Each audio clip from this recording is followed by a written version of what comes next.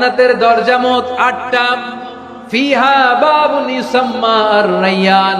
8টা দরজার মধ্যে স্পেশাল একটা দরজা আছে, ওই দরজাটার নাম হলো আর-রায়্যান।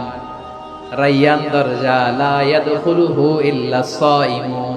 রোজাদাররা ছাড়া কেউ ওই রায়্যান দরজা দিয়ে জান্নাতে ঢুকতে পারবে না। শুধু রোজাদারদের জন্য ওই দরজাটা খোলা থাকবে। দরজাটার নাম আর-রায়্যান। এই লাখো জনতা আওয়াজ করলে এই আওয়াজ হয়, বলেন রোজাদারদের জন্য জান্নাতে স্পেশাল যে লাল গালিচার সংবর্ধনা এন্ড স্পেশাল এন্ট্রি, ওই দরজাটার নাম কি? আর-রায়্যান শব্দটা কেমন লাগে? ভালো লাগে। অনাগত সন্তান যদি কারো আসে, ছেলে সন্তান, নাম রেখে দিয়েন আর-রায়্যান। পারবেন? আমাকে সবাই ধরে রাস্তা ঘাটে, বাসায়, অফিসে, আদালতে, এয়ারপোর্টে ধরলে, হুজুর আমার একটা ছেলে হবে 2 মাস পর, একটা নাম দেন। চাপাই নবাবগঞ্জ বাসীর জন্য আমি একটা নাম দিয়ে গেলাম। সামনের 2-3 মাসে, 4 মাসে, 6 মাসে যাদের ছেলে সন্তান হতে পারে বলে মনে করেন, যদি পছন্দ হয় নামটা, নাম রেখে দিয়েন রায়্যান। কি নাম? লা ইয়াদখুলুহু ইল্লা সাইমুন। রোজাদাররা ছাড়া কেউ ঢুকতে পারবে না। মান দাখালাহু লাম ইয়াদমা আবাদা। একবার যে এই গেট দিয়ে ঢুকবে, he will never be thirsty again। তার গলা থেকে চিরকালের জন্য আল্লাহ তৃষ্ণা মিটায়া দিবে। আমরা ওই রায়্যান দরজা দিয়ে সেদিন জান্নাতে ঢুকতে চাই কি চাই না? আমার প্রিয় ভাইরা, প্রতি রাতে রমাদানে আল্লাহর ফেরেশতারা আহ্বান জানায়, ইয়া বাগিয়াল খাইরি আকবিল, ইয়া বাগিয়াশ শাররি আকসির। হে কল্যাণের পথের যাত্রী, আকবিল, প্রসিড, আরো ইবাদত করো, আগাও আগাও, আরো জান্নাতের নাজ নেয়ামত কামাও। হে অকল্যাণের পথের যাত্রী, আকসির, স্টপ স্টপ, অনেক হয়েছে। আন্না, এ রমাদান এটা পাপের মাস নয়, এটা ইবাদত করে জান্নাত কামানোর মাস। চিল্লায় বলো ঠিক কিনা? ওয়ালিল্লাহি উতাকাউ মিনান নার ওয়া যালিকা কুল্লা লাইলা। প্রতি রাতে, রমাদানের প্রতি রাতে আল্লাহ তাআলা এরকম লাখো বনি আদমকে maaf করে দেওয়ার ঘোষণা দেয়, নাজাতের ঘোষণা দেয়। আমরা আল্লাহর পক্ষ থেকে maaf, নাজাত চাই কি চাই না? আমরা যদি নাজাত পেয়ে যাই, আর কিছু চাই? কথা বলে না। আমাদের নাজাত লাগবে। আওয়াজ করে বলেন তো কি লাগবে? আর কিছু যে চাই না আমি, চাই গো নাজাত। আল্লাহ তোমার কাছে আমার এই মুনাজাত। আর কিছু যে চাই না আমি, চাই গো নাজাত। আল্লাহ তোমার কাছে আমার এই মুনাজাত।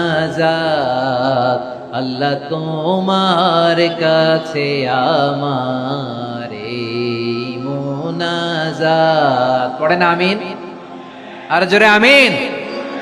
তাহলে রমাদানকে আমরা বুদ্ধিমানের মতো কাজে লাগাতে চাই কি চাই না? হ্যাঁ, বুদ্ধিমানের মতো কাজে লাগাইতে হবে। মুমিনরা স্মার্ট হয়। এই রমাদানে আমাদের কি করণীয়, কি বর্জনীয়, সংক্ষেপে 7টা করণীয় 7 মিনিটে, 7টা বর্জনীয় 7 মিনিটে বলে আমরা বিদায় নিব ইনশাআল্লাহ। বলেন, কেউ উঠা বসা করব না ইনশাআল্লাহ। বলেন মাশাআল্লাহ, অনেক শান্ত। জি, আমার দিকে তাকান। রমাদানে, আসন্ন রমাদানে আমাদের 7টি করণীয়। 1 নাম্বার করণীয়, এই রমাদানকে আপনি কোরআনময় করে তুলুন। কোরআনময় করে তুলুন 2025-এর রমাদান। এই হচ্ছে আজকের প্রোগ্রামের স্লোগান। জোরে বলেন ঠিক কিনা? কোরআনময় করতে রাজি আছেন? কোরআন তেলাওয়াত করতে রাজি আছেন? আমার প্রিয় ভাইরা, ধীরস্থির ভাবে কোরআন তেলাওয়াত করুন, তাড়াহুড়ো করে নয়। আনাস রাদিয়াল্লাহু তাআলা আনহু বলতেন, রুব্বা কারি লিল কোরআন ওয়াল কোরআন ইয়ালআনহু। কোরআনের অনেক কারি আছে যারা কোরআন পড়ে কিন্তু সওয়াব পায় না, বরং আল্লাহর কোরআন তার বিরুদ্ধে আল্লাহর দরবারে নালিশ করে, আল্লাহ লানত করতে থাকে। আমরা কি ওই রকম কোরআনের তেলাওয়াতকারী হতে চাই? না। ধীরস্থির ভাবে, ওয়ারাত্তিলিল কোরআন তারতিলা, তারতিলের সাথে পড়বেন। বিষ্ণু ঈসা ইসলাম কানা ইয়ামুদ্দু সাওতাহু মাদ্দান, টেনে টেনে পড়তেন। আলহামদুলিল্লাহি রাব্বিল আলামিন আর রহমানির রহিম মালিকি ইয়াউমিদ্দিন إياك نعبد وإياك نستعين اهدنا الصراط المستقيم صراط الذين أنعمت عليهم غير المغضوب عليهم ولا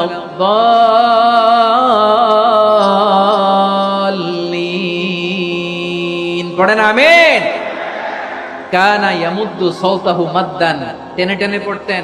ওয়া কানা ইউকাত্তিউ আয়াতাহু, ইউকাত্তিউ আয়াতান আয়াতান, প্রত্যেক আয়াত পড়ে পড়ে তিনি থামতেন। এভাবে কোরআন পড়তে হবে। আমাদের অনেক মা বোনেরা আজকের এই চাপাই নবাবগঞ্জের প্রোগ্রামের অনেকগুলো মহিলা প্যান্ডেল আমি ল্যান্ডিং করার সময় দেখেছি। আমার অনেক বোনেরা ওনারা কোরআন খতম করতে যে এমন ভাবে তেলাওয়াত করেন, কোরআন তেলাওয়াতের আদব আর অবশিষ্ট থাকে না। আমরা তার তিলের সাথে তেলাওয়াত করব, যেমনটি আমি পড়ে শোনালাম। বিষ্ণু ইসলাম প্রতি আয়াত শেষে থামতেন, টেনে টেনে পড়তেন, তার তিলের সাথে পড়তেন, সুর করে পড়তেন। মানলাম ইয়াতাগান্না বিল কোরআন ফালাইসা মিন্না, যে সুর করে কোরআন পড়ে না সে আমার উম্মত হতে পারে। যাইনুল কোরআন বিআসওয়াতিকুম, বিষ্ণু বলেন সুর করে কোরআন পড়বা। অনেকে কোরআনের খতম তুলবার জন্য কোরআন একেবারে খতম করে দেয়, এরকম আছে না নাই?